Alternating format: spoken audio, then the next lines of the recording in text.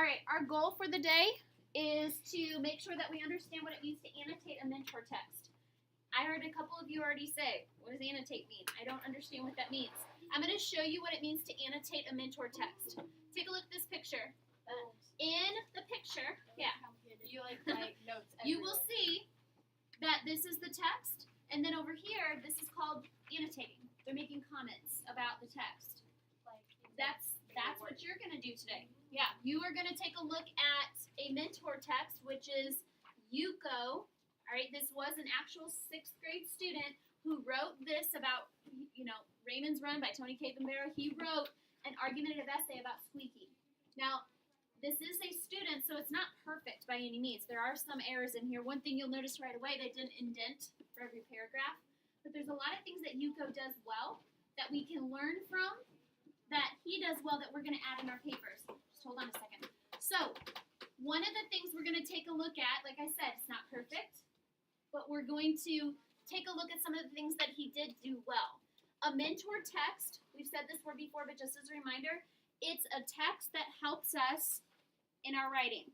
Before I became a teacher, and when I was a teacher, I had a mentor, okay? Another teacher who was my mentor. If I had a question about how to handle a certain situation with a parent or student or another teacher or my lessons, I would go to my mentor and I would ask them, what do I do about this? I don't know what to do. Same with a mentor text. If you're not sure how to write something within your paper, you look at your mentor text.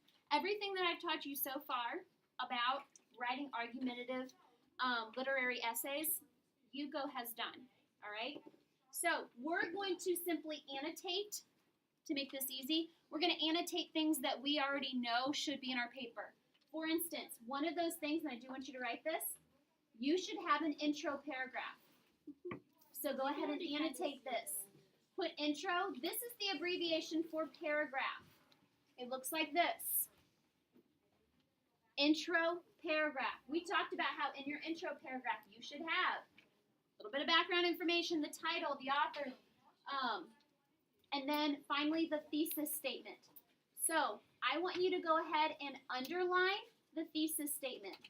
Yuko's thesis statement was that she is a hard person to love because she has a negative outlook on life, because she is always looking for a fight, and because she is conceited. That is the thesis statement. The claim that we're going to see over and over and over again, let's go ahead and circle that. I'm using different colors. I know you just have one. That's okay. I'm going to use different colors just so we can see this. The claim that we see over and over again, hard person to love. If I come down here, I see it again, hard person to love. Every time, that is called the claim. We're going to see that over and over again.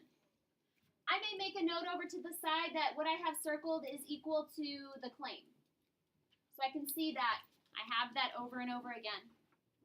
Now, tell me, I want you to tell, before you tell me, tell somebody next to you, what is the first supporting paragraph going to be all about? What's the second supporting paragraph going to be all about? And what is the third supporting paragraph going to be about? So talk to somebody next to you, look at the thesis statement, and figure out what are those things going to be about.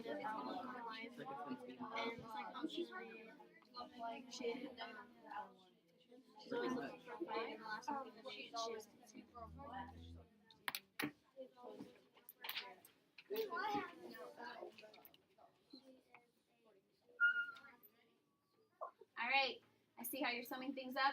A lot of you have already, what I could hear from you, you noticed in the thesis statement, we're going to go ahead and annotate this.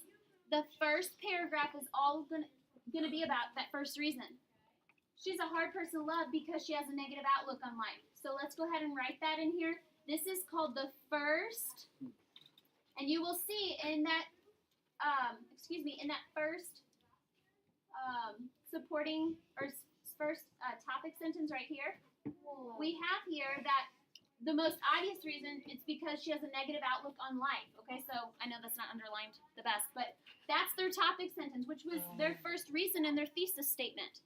So we're going to label that this is the first supporting, this is the first supporting sentence. Paragraph. First supporting paragraph.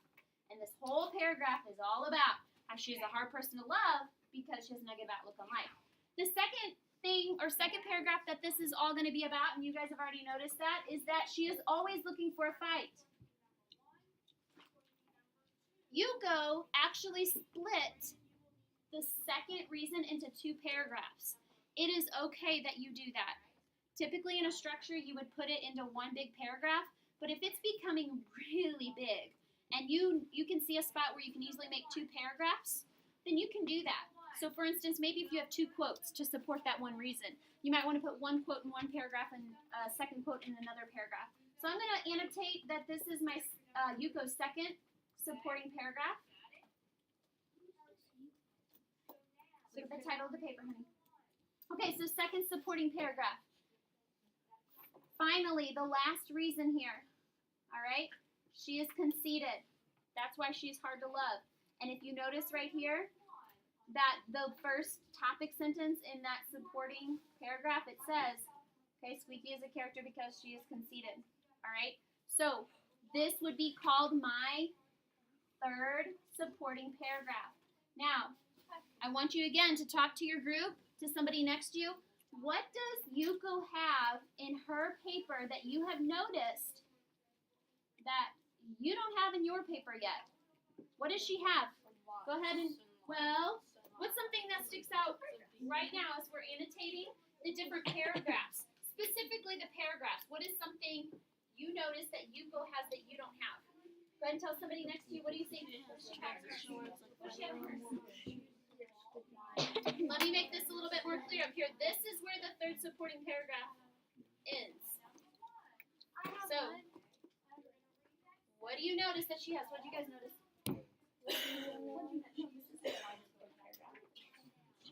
Just this one. This is just the third supporting paragraph. So what does she have that you don't have? I know specifically what kind of English. What else? All right, Mallory, what do you guys come up with? Oh, well, I said she uses a wider range of vocabulary. She does. That's awesome. She does do that. So we might annotate to the side. Great use of vocabulary words. What else does she have? Thank you. She has down here a concluding paragraph. You do not have a concluding paragraph in your paper. Now, I have not taught you how to write a concluding paragraph. But what I want you to do, and this is something that great writers do, and you are capable of doing this, is they take a look at a mentor text and they observe, how did this person write a concluding paragraph? What did they put in their conclusion that I should probably put in my conclusion? Read this to yourself and think, what did they put in their conclusion? Okay, I know a lot of you got your answers, but go ahead and think. Let everybody think for a second. Read it to yourself. I'll go ahead and read it. As you can see, Squeaky is tough to love because she sees the worst in people. She is always ready for a fight. She is conceited. Well, at the end of the story, she starts to change a little. By smiling at someone for the first time ever, she is still a hard person to love. What did she have there, Emily? Right on. She has her thesis statement again. So it's kind of like a big hamburger again. We've got the thesis statement written again.